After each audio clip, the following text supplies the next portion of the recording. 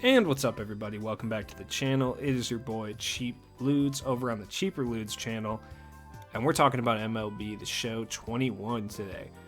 More importantly, I want to talk about some general tips that are going to help you have a more enjoyable experience playing this game, period, because your boy has not been having fun. This game has a very steep learning curve, there's no question about it, and if you want to succeed at Diamond Dynasty, it's important to know a few things that are going to help you out. Generally speaking, like, dude, I'm trash at this game. I am a rookie. Like, I'm a novice. There's no way around it. Like, so when I was watching a lot of hitting tutorials and stuff like that, trying to help out myself and help out my overall game, it was interesting to find out that there was a lot of things that I was not told. So I will be talking about those today. So, number one, everything's connected. And obviously I've talked about this before. Everything's connected through the first inning program. So every game mode that you play, you're going to be getting XP towards that. Realistically, the first thing that you should focus on in regards to Diamond Dynasty, and the easiest thing to focus on, is just the Team Affinity stuff. You're going to get a lot of rewards. Like, I found this out a little too late, just because I haven't been watching a lot of content creators. I've just been messing around playing the game. When I find something out, I'll put it on the channel, but Team Affinity is the way to go. That's how you're going to make your team significantly better without wanting to rip your own hair out, essentially.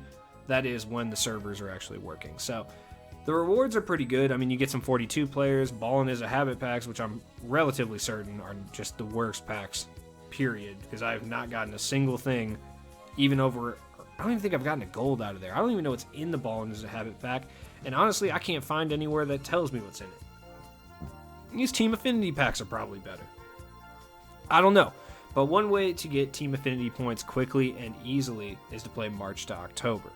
March to October is a pretty cool game mode. It's 2 to 3 hours long generally, possibly a little more.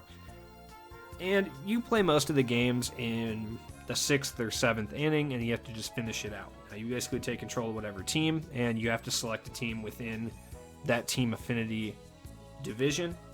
And then you'll earn Team Affinity points as you progress through March to October, which obviously will also give you XP for the first inning program, which is cool. Don't sleep on March to October because it's actually kind of hard. Hitting in general in this game is hard. There's always inevitably going to be that guy in the comments. It's just like, oh, you know, I don't even understand how people can think this game is hard. It's fucking hard. Shut up. Everyone's going to tell you to use zone hitting, which, yeah, for a competitive level, like, zone is definitely the better way to go, but if you're like me and you're just a novice and you're just trying to play this game and enjoy yourself, directional is a lot easier. Zone hitting is just like, it's overall better, especially for, like I said, competitive play. But if you're just playing against the CPU and that zone thing is messing you up, like, just go with directional. It's really not that big of a deal. Messing with your settings is going to be huge because, like, every video game sports-wise that I've ever played has always been button input for me.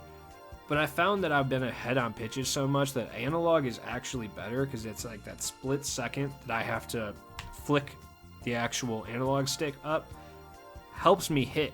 So it's like weird stuff like that you definitely want to go try out. Like, if you're having a rough time with button input, try analog, see if it works better. If it doesn't, whatever, turn back 2 buttons and just hope for the best. But analog's been pretty solid for me overall.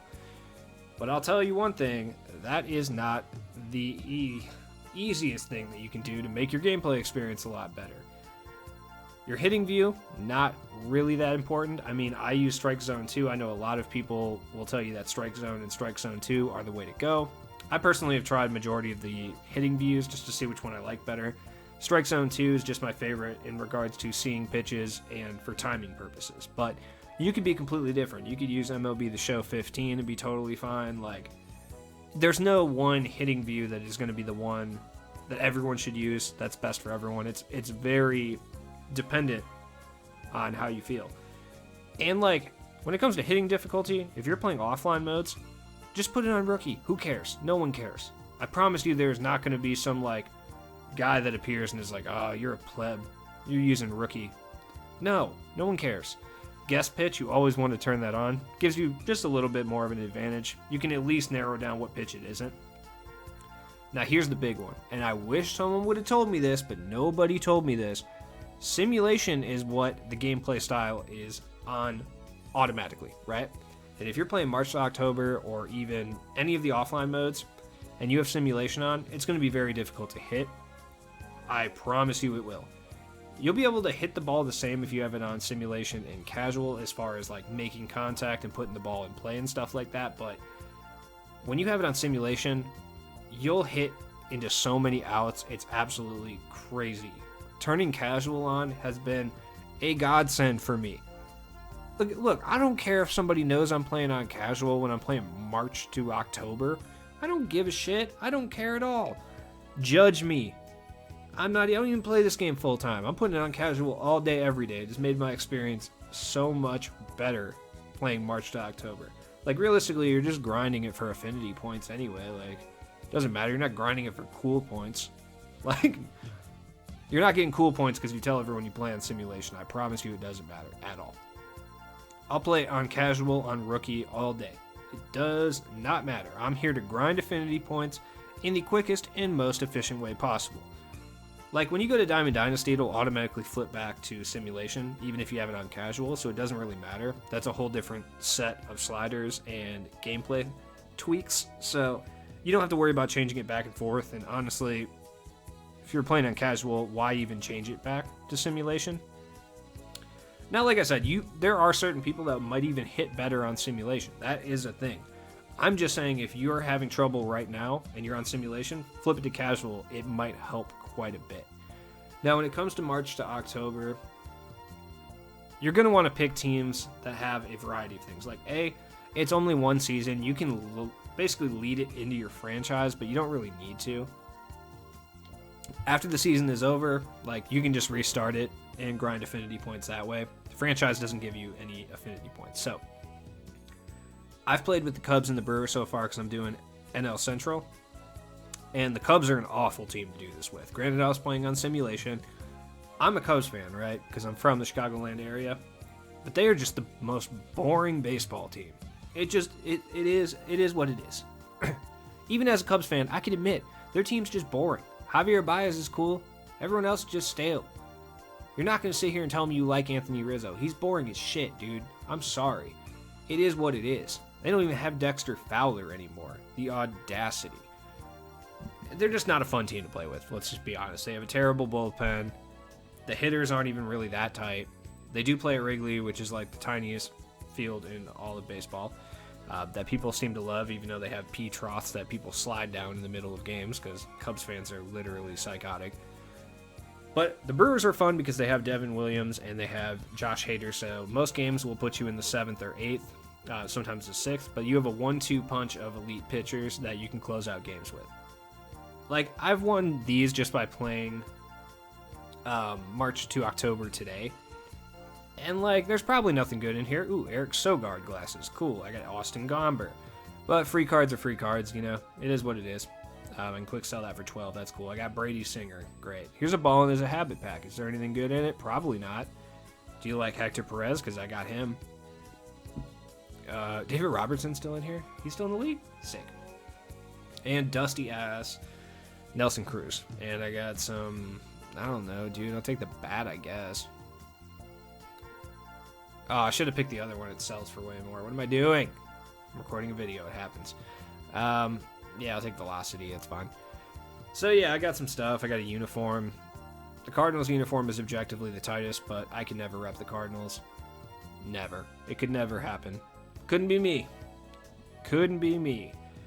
But, I mean, realistically, this is the best game mode to play, especially for rookies just trying to get good cards in Diamond Dynasty. Just grind that Team Affinity as much as humanly possible by playing March to October. It's a relatively fun game mode. You get to make trades as well. Granted, you can't set the trades. They come to you, but you can accept them.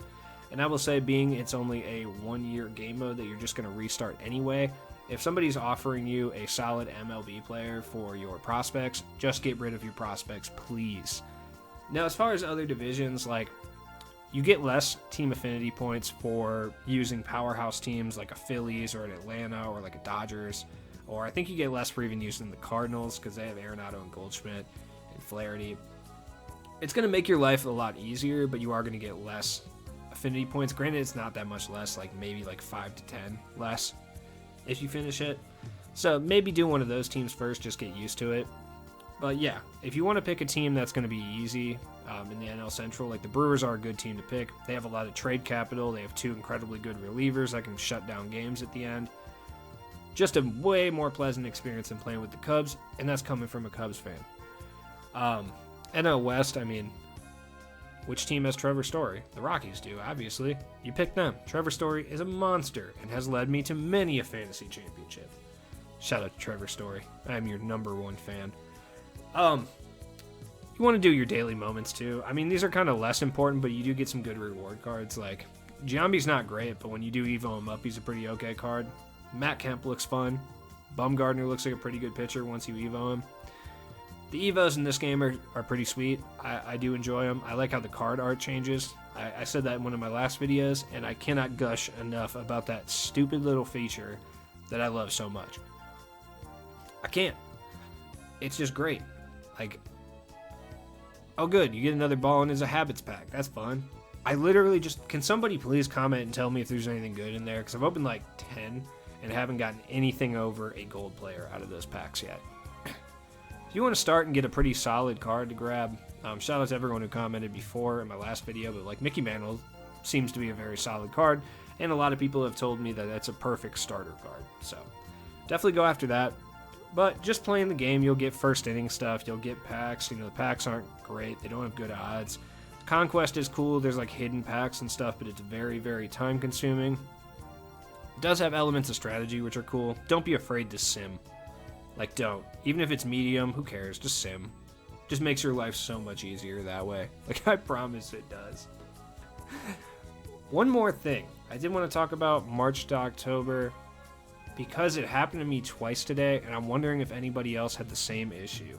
So while I was in the playoffs for March to October, right, my controller died, okay? And I was in the last game of the NLDS. My controller dies in the 7th inning. So instead of just pausing the game, it gave the CPU control of my team, and for the last 3 innings, I had to watch my CPU both pitch and bat, and I couldn't do a single thing. And then we ended up winning the game, and MLB The Show counted it as a loss, so I did not get my affinity points at all, which was terrible. You can see I moved on to the next round, so I'll be able to get the affinity points for the NLCS, but it said that I failed the NLDS one. And it's like, that wasn't a crazy amount of affinity points. That was like 10. Like, watch out for that. Please, make sure your controller is charged and everything before you do anything super important, because that might happen, and you have to finish out the entire game. And I didn't want to quit out just in case it didn't save any of my progress, because the servers are so bad. So, just be weary of that, because it sucks. It sucks so bad. I broke my soul. I'm still hurt. It happened like 2 minutes before I recorded this video, so like, I'm broken. That got me. Alright. As far as packs this week, like, I don't know, they don't look that great. Like, it is what it is. Packs aren't really good at this stage of the game anyway. I mean, that goes for all sports games. Like, they're just not. Also, comment down below if you want to see me do some Madden stuff. I have Madden 21. I've been thinking about going back to MUT for a little bit. I don't know. Let me know. I'm going to buy a pack. Headliners 5. Let me get Pudge. Little fat boy behind the plate. That's Josh James. It's not Pudge. And I got Alberto Mondesi. I hate this game. As always, it has been your boy Cheap Ludes. I hope these like tips helped you a little bit. Look, I'm not a professional MLB YouTuber. I just make content for funsies. So, if you guys like it, I appreciate that. It will get better. I'll get more confident in my MLB content or my other game content. We'll see. You guys want to watch me play the game? Comment down below. I'll stream it one time. Keep on the lookout. Peace.